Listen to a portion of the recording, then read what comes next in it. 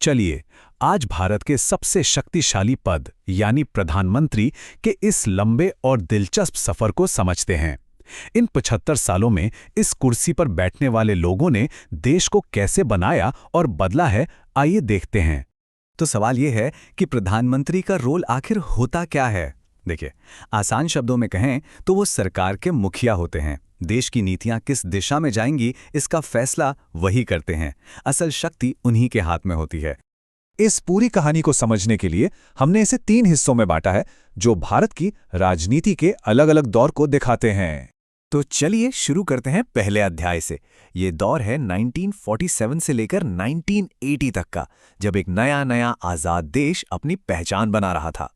और इस शुरुआती दौर का जिक्र जवाहरलाल नेहरू के बिना तो हो ही नहीं सकता। सोचिए, 17 साल तक, जो आज भी एक रिकॉर्ड है, उन्होंने प्रधानमंत्री रहते हुए भारत की नींव रखी और उसे एक आधुनिक लोकतांत्रिक देश बनाने की दिशा दी।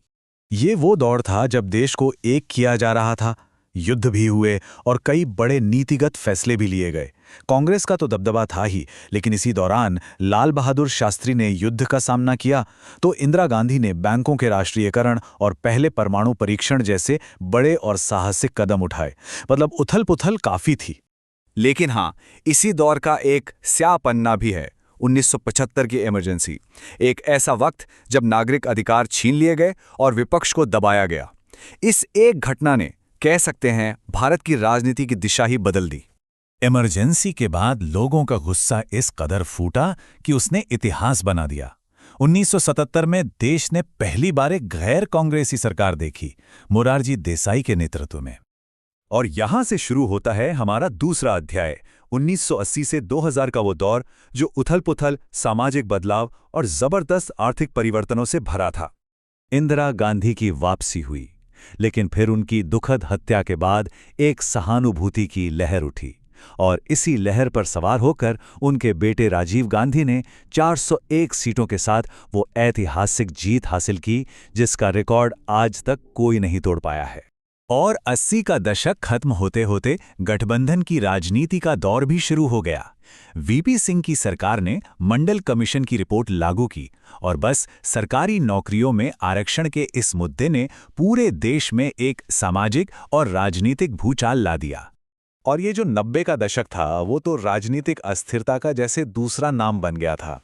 इस टेबल में देखिए, प्रधानमंत्री आ रहे हैं, जा रहे हैं, एक के बाद एक सरकारें बनी और गिर गईं। एक बिल्कुल रिवॉल्विंग डोर जैसा माहौल था। लेकिन इसी पूरी उथल-पुथल के बीच एक प्रधानमंत्री आए जिन्होंने न सिर्फ 5 साल का अपना कार्यकाल पूरा किया, बल्कि देश के लिए एक बहुत बड़ा काम भी किया। वो थे पीवी नरसिम्हा राव। बात है 1991 के आर्थिक सुधारों की, जो बहुत ही जरूरी थे। भारत तब एक बड़े आर्थिक संकट से गुजर रहा था। ऐसे में राव और उनके वित्त मंत्री मनमोहन सिंह ने भारत की अर्थव्यवस्था को दुनिया के लिए खोल दिया। और आज हम जो आर्थिक तरक्की देख रहे हैं, उसकी नींव असल में तभी पड़ी थी। और इस अध्याय का अंत हुआ एक और बड़े और साहसिक कदम के साथ। प्रधानमंत्री अटल बिहारी वाजपेयी के नेतृत्व में 1998 में हुए पोखरण परमाणु परीक्षण। दुनिया भर के प्रतिबंधों के बावजूद भारत ने खुद को एक परमाणु शक्ति के तौर पर स्थापित कर दिया। तो अब हम पहुंचते हैं अपने तीसरे और आखिरी अध्याय में, साल 2000 से लेकर आज तक का दौर।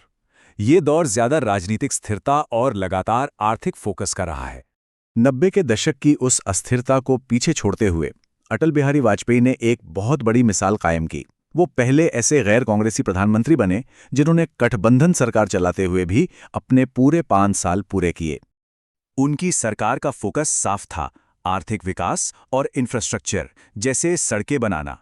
लेकिन इसी दौरान उन्हें कारगिल युद्ध जैसी बड़ी चुनौती का भी सामना करना पड़ा, और 2002 के गुजरात दंगे भी उनके ही कार्यकाल में हुए। इसके बाद अगला दशक संभाला उन्हीं ने जो 1991 के आर्थिक सुधारों के जनक थे, डॉक्टर मनमोहन सिंह। वो भारत के पहले सिख प्रधानमंत्री भी बने, और उन्होंने भी लगातार 2 कार्यकाल पूरे किए।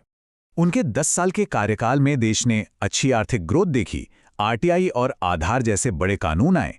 लेकिन दूसरी तरफ 26/11 जैसा बड़ा आतंकी हमला भी हुआ, और उनके दूसरे कार्यकाल के आखिर में सरकार पर भ्रष्टाचार के बड़े आरोप भी लगे। और फिर आया 2014 का चुनाव, जिसने भारतीय राजनीति में एक और बड़ा मोड़ ला दिया। दशकों बाद नरेंद्र मोदी के नेतृत्व में किसी एक पार्टी को अपने दम पर बहुमत मिला। गठबंधन का दौर एक बार फिर से बदल गया। तो इन 3 अलग अलग दौर के सफर के बाद इस पद के बारे में हम क्या कह सकते हैं? इसकी विरासत क्या है? देखिए, सफर कितना दिलचस्प रहा है। एक पार्टी के दबदबे से शुरुआत हुई, फिर गठबंधनों का टूटा फूटा दौर आया और अब हम वापस एक मजबूत एक पार्टी बहुमत वाले दौर में हैं। भारत में राजनीतिक शक्ति का मिजाज हमेशा बदलता रहा है।